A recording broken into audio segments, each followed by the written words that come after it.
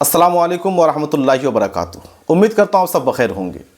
ठंडी के मौसम में बारहा ये सवाल किया जाता है कि वैसलीन लगाना कैसा है। इस तरह से दूसरा सवाल ये करते हैं कि वैसलीन लगा करके अगर कोई वज़ू बनाता है तो उसका वज़ू होगा या नहीं। यूँ ही वैसलीन लगा करके अगर कोई नमाज़ पढ़ा तो उसकी नमाज़ होगी कि नहीं होगी। आज इस वीडियो में इन्हीं बातों पर हम गुफ्तगू करेंगे।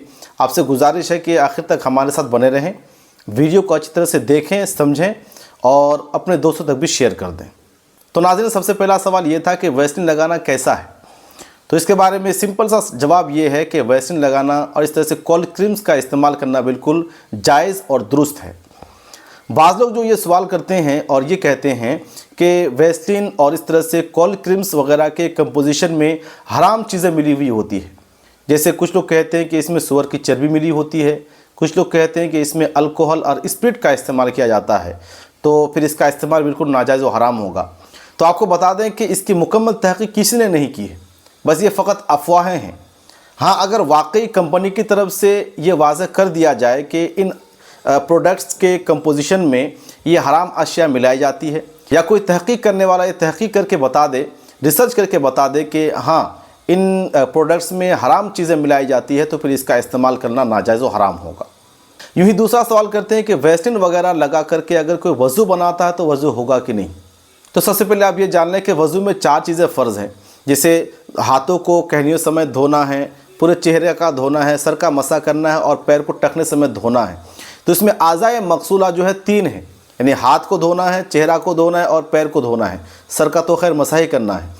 तो आज़ाए मक़सूला जिसको धोया जाता है उसमें कोई ऐसी चीज़ नहीं लगी रहनी चाहिए जो पानी को जिस्म तक पहुँचने से रोके।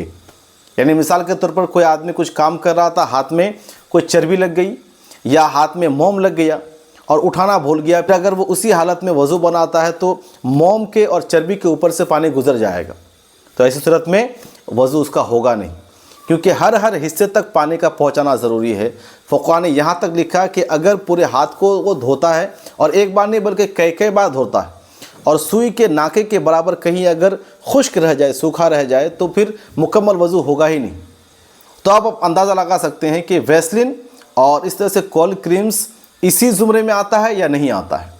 यानी अगर कोई आदमी कोल्ड क्रीम्स लगाता है, यानी होठों में वैसलीन लगाता है या चेहरे पे कोल्ड क्रीम्स का इस्तेमाल करता है, तो क्या इसके अंदर इतनी जसामत होती है, इतना मोटापन होता है कि वो पानी को जिस्म तक पहुंचने से रोके या नहीं होता। अगर आपकी तहक़ीक़ में ऐसा है या आपको लगता है कि हाँ ये जो कोल्ड क्रीम्स होते हैं इसके अंदर बहुत ज़्यादा जसामत है, बहुत ज़्यादा चर्बी है ना, बहुत मोटापन है कि पानी को जिस्म तक पहुँचने से वो रोक देता है, तब तो फिर वज़ू नहीं होगा। लेकिन हमारी जहाँ तक तहक़ीक़ है, हम जहाँ तक जानते हैं वैसलीन कोल्ड क्रीम्स वगैरह को, कि इसके अंदर इतनी जसामत नहीं होती है, इतना मोटापन नहीं होता है कि पानी को जिस्म तक पहुँचने से रोके। लिहाजा है ना, कोल्ड क्रीम्स और यूँ ही वैसलीन वगैरह का इस्तेमाल करना बिल्कुल दुरुस्त होगा।